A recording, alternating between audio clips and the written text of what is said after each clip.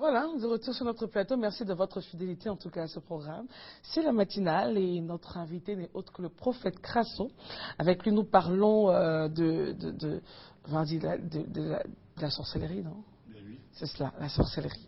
Ça existe tellement, c'est tellement vrai. Alors, donc, on disait tout à l'heure que le mal de l'Afrique, en fait, c'est la sorcellerie. Et vous, on décrivait un peu la disparition de votre père dans des conditions un peu étranges. Et après cela, mon frère aîné, pour la gestion des biens. Les biens, ouais. Alors, mon frère aîné est mort 6 mois après. Parce que c'était lui qui était en charge de la gestion. Ouais, la gestion des biens. Et moi, par la grâce de Dieu... il ne voulait pas partager avec les... Enfin, qu'est-ce qui s'est passé? Non, en fait, mon père nous a éduqués, il nous a mis dans la tête, quand on était encore très jeunes, que la sorcellerie était une réalité. Donc, il nous défendait d'aller au village. Et dans nos traditions, il y a des héritiers. Il y a quelqu'un qui est venu comme ça pendant les funérailles, qui s'auto-proclamait, puisqu'on ne le connaissait pas, qu'il était l'héritier de notre père. Donc, on s'est opposé à ça. Et c'est comme ça la chose a commencé, un combat a commencé dans la famille. Moi, par la grâce de Dieu, il y a eu un regroupement familial. Je me suis retrouvé en France pour mes études en hôtellerie. De Paris, je suis parti... Est-ce que vous avez fait échapper un peu, c'est ça? Non, mais j'ai été victime après. Voilà. Non, moi je veux dire, vous êtes vivant, je veux dire... non, c'est parce que j'ai cru en Jésus. Voilà, donc, que j'ai échappé. Votre frère est parti? Non, il est parti parce qu'il ne croyait pas. Il n'avait pas une croyance. C'est vrai qu'il n'avait pas une croyance. Ok, ensuite, après le frère, il y a eu... Après le frère, ma soeur est née. Et c'est ça qui m'a fait tiquer un peu. Voilà, donc ma soeur est née, décède en 94. Mon père est mort le 23 juillet 93. Elle est décédée le 28 juillet 94. Pratiquement dans la même période. Voilà, elle n'était pas malade, elle allait dormir, elle est morte. Comme ça? Oui, comme ça. Donc il reste mon père, mon frère aîné, ma soeur et moi. Donc moi, je sentais la chose venir. Vers vous? Vers vous, moi plutôt. J'ai même échangé avec mes tantes, tout ça. J'ai dit, je suis convaincu que la chose m'atteindra, il n'y a rien à faire. On m'a dit non, mais juste en Europe. J'ai dit si. Si, parce que mon père, ils l'ont tué sous nos yeux. Sous nos yeux, dans la douche et à la maison. Et quand vous êtes sûr, je veux dire, pourquoi affirmer que ce sont les œuvres de la sorcellerie? Ok, parce que mon père en parlait. D'abord, il a fait une plantation de cacao dans son village de 100 hectares. Et pendant que ça devait rentrer en production, ça a pris feu. Toute la plantation? Toute la plantation en cendres. Donc il part au village, il menace des gens. Parce que lui, il était devenu une croyance. Donc il a bu ses pratiques, c'est Nassigi, il menace des gens. Quand il est sorti du village, il a fait un tonneau d'eau fracture au niveau du bras. Donc depuis ce temps, moi j'ai connu le village lors de l'enterrement de mon papa. Vous n'alliez pas? Non, pas du tout, parce que mon père évitait. Mais tous ceux qui venaient du village, il les voyait tous en sorcier. Lui, il les voyait tous en sorcier. Et effectivement, quand il y a des périodes où dans le mois, mon père faisait des crises. Il pouvait crier toute une nuit. Il y a des personnes dans la chambre, ils criaient toute une nuit. Donc mon père a vécu de ces combats-là, donc il nous a amené des personnes. Donc vous étiez témoin un peu de ces choses-là. Maintenant, quand il est mort, effectivement qu'il est mort parce qu'il criait dans la douche, on m'étrangle. On l'a pris de la douche jusqu'au salon.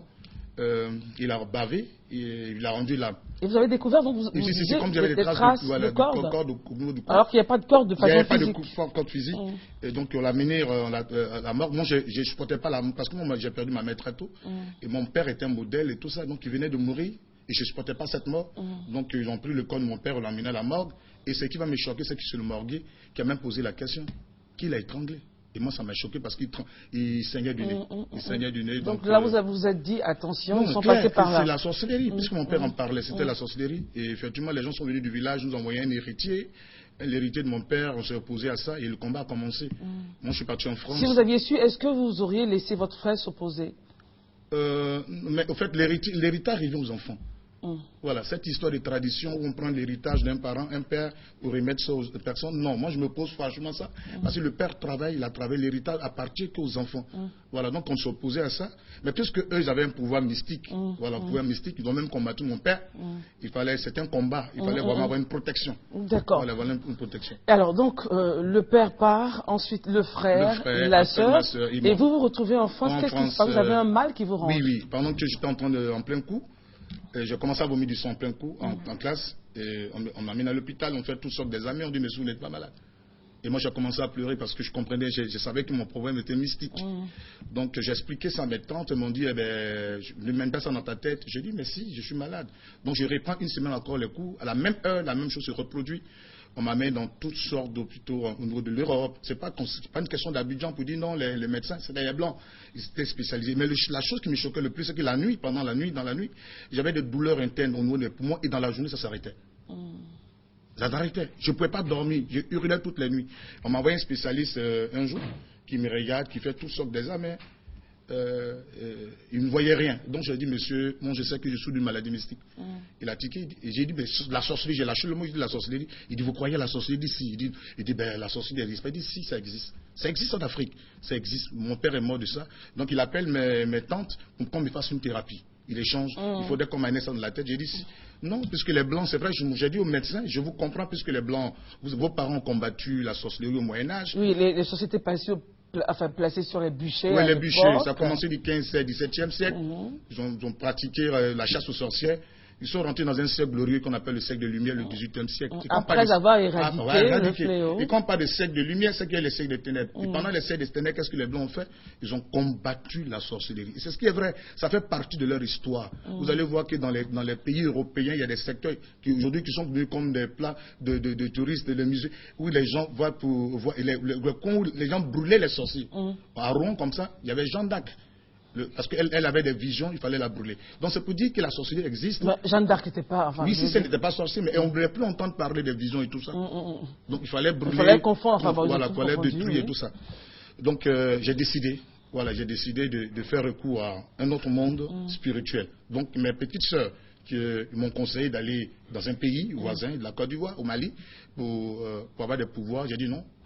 Celui qui avait plus de marabouts, c'est mon père qui allait, parce que nous, chaque mois, on nous envoyait des portions qu'on buvait pour se protéger contre ce mal. Donc vous avez refusé mais j'ai refusé. Et j'ai refusé. Et puis c'est ma cousine Dieu. Qui m'a parlé de Dieu. Elle m'a parlé de Dieu. J'ai dit, mais comment? Et puis elle m'a introduit quelque part dans une église. Et c'est comme ça que j'ai accepté Dieu.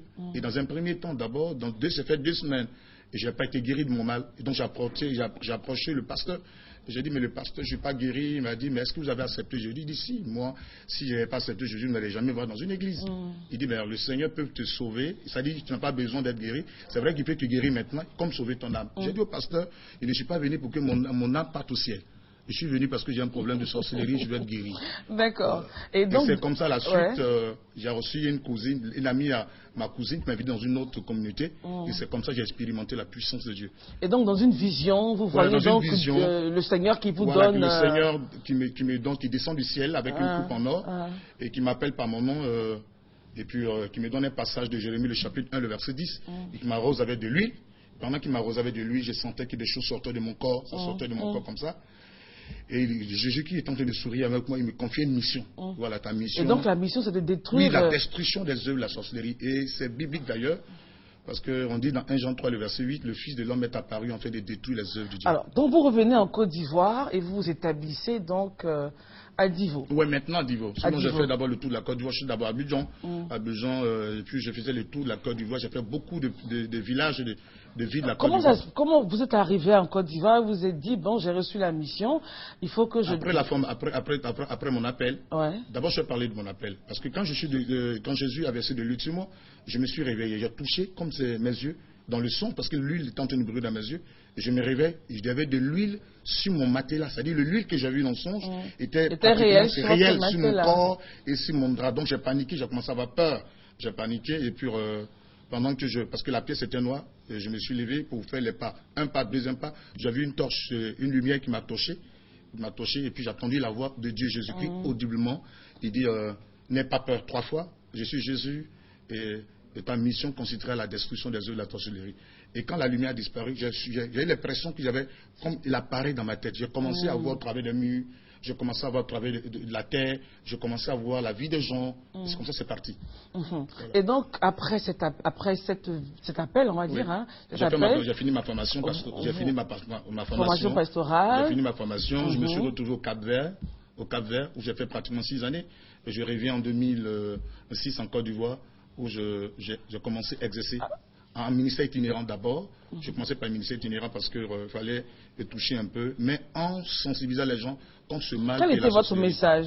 Oui, mon message c'était que... Vous arrivez dans les régions... Oui, pour témoigner d'abord de la puissance de Jésus-Christ dans ma vie. Ensuite, vis-à-vis maintenant de ceux... Et puis amener les gens à ne plus s'attacher à cette pratique.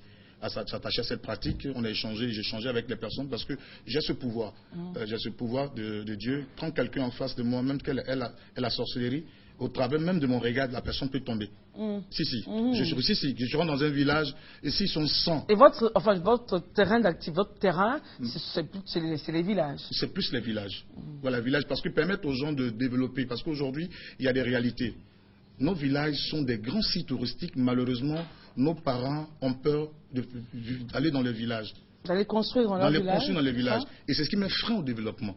C'est ce qui met frein au développement. Pourtant, aujourd'hui, il faudrait que nos pays se développent. Il faudrait que nos régions se développent. Et si nos cas ne fréquentent pas nos régions, il sera difficile que nos régions se développent. Parce que l'État n'est pas forcément présent partout dans le village. Donc, il faut amener des personnes à comprendre que ce mal-là était un danger. Non seulement parce qu'un sorcier est un danger pour lui-même, parce que quand c'est une torture humaine, tu n'as pas dormi, toi on te mange en retour. Et tu es obligé. C'est comme une chaîne. Ils sont possédés d'un esprit. On appelle un esprit, mais ils sont possédés. Quand vous attendez le sorcier parler, ils disent pratiquement on m'a initié. Et quand il y a eu initiation, il ne faut pas souvent l'en vouloir, il faut le délivrer. C'est ce qui empêche les cadres d'arriver dans leur région. Mais ça c'est clair. D'accord. Parce que chaque cadre, vous avez chaque personne, c'est parce que les gens n'en parlent pas, mais ils ont quand même vécu une expérience. Une expérience. Qui fait qu'on se dit, j'y vais plus. Ouais. Ça, c'est clair. D'accord. Alors, vous restez dans notre compagnie, Prophète Création. Avec vous, on va encore parler de notre sujet. Mais en face de vous, vous avez Josiane. Salut, Josiane. Bonjour. Comment ça va? Alors, Josiane Assamoah, qui est donc chargée de nous présenter ce matin un petit-déj. Elle nous a fait donc du fricassé de poulet. Du fricassé de légumes. De légumes, pardon. Au blanc de poulet. Au blanc de poulet, voilà, j'ai confondu. Alors, vous prenez le petit déjeuner au moins? Non. Non. Vous ne mangez jamais les matins? Oui, beaucoup régime. Pourquoi? Même pas de légumes. Oui, mais midi. À midi. À midi. Et le matin, rien du tout? Non. Pas de jus? Je prends du jus d'orange. Du jus, oh, ok, d'accord. D'accord. Alors, ça, c'est du jus d'orange? Non, c'est du jus de fruits de passion. Fruits de passion, d'accord. Voilà. Alors, j'aime bien aussi. Vous aimez bien? Ouais. Alors, Josiane? Eh bien, bon, pour ce matin, nous allons vous proposer des fricassés de légumes au blanc de poulet. Okay. Pour réaliser les fricassés de légumes au blanc de poulet, c'est pas du tout compliqué. Il vous faut avoir une composition de légumes, c'est-à-dire des haricots, des carottes, du poivron et des oignons. Voilà, que vous faites cuire dans une petite quantité d'eau sur un feu doux pour que les légumes soient juste cuits à point. Voilà. Et vous faites revenir vos blancs de poulet émincés et vous faites le mélange après. Voilà. Tout simple. Et vous très simple et c'est très pratique. Ça prend pas beaucoup de temps. Et c'est très riche en vitamines, en calories. Riche en vitamines, ça vous donne du tonus, ça vous... Accompagné de jus de passion. Voilà, jus de passion. Si la veille vous avez eu à prendre un repas un peu trop consistant, avec un petit déjeuner pareil, vous êtes tout léger. Comme vous ce matin. Oui, merci. En tout cas, merci Josiane. Merci à vous. Merci d'être venue. Et puis, rentrez vous reposer. Merci. Bonne journée. Merci Josiane. Bonne journée. Et surtout, bon appétit à ceux qui vont déguster tout à l'heure. Bon, je l'espère. Alors, on revient donc à vous. Vous revenez et vous constatez que les régions de Côte d'Ivoire ou les villages d'Afrique en général ne sont pas très développés parce que les cadres fuient pratiquement. Mais n'oubliez pas que l'Afrique est le berceau de l'humanité, toute partie de l'Afrique. Et là où il y a la présence de la sorcellerie, c'est caractérisé par le Rita. Les Blancs s'étant débarrassés de tout cet esprit-là. Parce que j'ai un esprit, aujourd'hui, sont développés. Voilà. Donc vous pensez que si on arrive à se débarrasser de cela... Bien sûr, si on arrive à se débarrasser de ça, mais l'Afrique sera développée. Sinon, l'Afrique regorge d'assez de richesses. C'est un scandale géologique. Nous avons tout. Nous n'avons pas envié aux Blancs. Mais le problème aujourd'hui, c'est un problème spirituel. Il y a deux mondes qui caractérisent d'autres mondes. Il y a le monde, ce qu'on appelle le monde spirituel, qui est le monde invisible, puis le monde visible. Notre monde-là, ce monde visible-là, dépend d'un autre monde qui est le monde spirituel. Voilà. Donc si le monde spirituel est fermé, tout sera fermé ici. Ils ont le pouvoir de fermer des gens, ils ont le pouvoir de fermer des régions. Quand vous dites fermer des gens, ça veut dire quoi? Bloquer des destinées? Voilà, destinées, bloquer des destinées. Exemple, exemple, je donne l'exemple de la côtière. Il y a des journaux qui ont rapporté ça. Il y a une dame dans une région qui était la base de la dégradation de cette côtière. De la route, là? La route, là, la côtière de San Pedro à Abidjan, qui était en dégradation. Et quand je suis rentré dans le village, parce que moi, j'ai ce don-là, et quand je commence à parler sur la terre d'un village, tous les sorciers commencent à s'aligner. Et c'est comme ça que cette femme a été épinglée. N'oubliez pas que cette femme a tué aussi, c'est ce que je vais souligner, 1732. Oui, parce qu'il y a les crimes spirituels, c'est ce que les gens oublient. De toute façon, il y a les crimes physiques, il y a aussi les crimes spirituels. Et pour ces crimes spirituels, vous préconisez... Oui, la dame là, faire... il faudrait que l'ONU nous reconnaisse. Pour les crimes spirituels, c'est pour ça que chaque année, je fais partie d'une confédération qu'on appelle la Confédération africaine de lutte contre la délinquance et les crimes spirituels. Et donc, chaque 22 décembre, nous célébrons ça, pour que l'ONU reconnaisse ça. Pour qu'on puisse lutter. Parce que le problème de la sorcellerie est plus grave que celui de Ebola. Oui, parce que tout le monde est victime de ça. Dans les maisons, dans les régions, les gens sont victimes. C'est parce que les gens n'en parlent pas. Et le fait de croire en Dieu, c'est de croire aussi à la sorcellerie, parce que le diable existe. Celui qui ne croit pas à la sorcellerie, c'est renier l'existence de Dieu. La sorcellerie, c'est une réalité. Mais quand il y a un problème, il faut en trouver la solution. Et c'est ça. Et vous savez qu'aujourd'hui, dans nos prisons, mettez les enquêtes, allez-y, faites les enquêtes. Dans nos prisons ici en Côte d'Ivoire, il y a des personnes qui ont été incarcérées pour un problème de sorcellerie. Donc nous savons que la justice ne peut pas régler un problème de sorcellerie parce que c'est spirituel. Donc la dame qui dégardait la côtière, nous l'avons épinglée. Elle avait des serpents mystiques. Moi j'ai des vidéos, il y a des photos des serpents mystiques qu'on appelle des dragons. Qu'on n'a pas voulu montrer. Qu'on n'a pas voulu montrer parce que ça allait chez choquant. Et elle les nourrissait avec du sang humain. Le sang humain, donc il fallait provoquer des accidents sur la côtière. Et donc on a épinglé cette femme. Nous sommes allés sur la côtière avec elle, parler, c'est ce qu'on appelle l'action prophétique. Mais le monde qui a suivi, parce que c'est passé dans le mois de juin 2012, dans le mois de juillet, l'État a repris. Ce n'est pas le fruit d'un hasard, mais elle-même l'a dit que c'est elle qui bloquait. C'est pour ça que nos dirigeants, ceux qui sont responsables des mairies, ceux qui sont responsables des régions, qui ont des moyens pour développer une région qui n'arrive pas à développer, c'est pas de leur faute. C'est pas de leur faute. C'est pas de leur faute, parce qu'il y a des esprits qui règnent sur des régions. Il y a des esprits qui restent sur les gens. Si des esprits n'ont pas été combattus, il sera difficile pour eux de réaliser leur plan de développement. Alors, vous êtes donc basé aujourd'hui à Divo. Et on se rend compte que cette région de Côte d'Ivoire, enfin, Divo, Lakota et certaines villes environnantes, eux aussi à l'époque, leur lot de prophètes. Ah bon? Alors oui, enfin bon, oui, on a eu Baye, on a eu Zéridi, on a eu pas mal de personnes, et toujours dans le même creux. Alors pourquoi cette région est-elle particulièrement productrice, on va dire, de prophètes, même bien que vous ne soyez pas de cette région-là? Ok. Mais vous êtes installé quand même là-bas? Oui, je suis installé là-bas parce que il est vraiment important pour nous de s'installer à l'intérieur et permettre aux gens de l'intérieur. Mais pourquoi principalement là où les autres étaient? Parce que la Bible dit là où le péché abonde, la grâce surabonde. Donc il y en a beaucoup là-bas. Ben oui, vous savez que la région de l'Oie du Bois, c'est une région minière. Et malheureusement, les gens n'en bénéficient pas. Le Dubois. Le Dubois.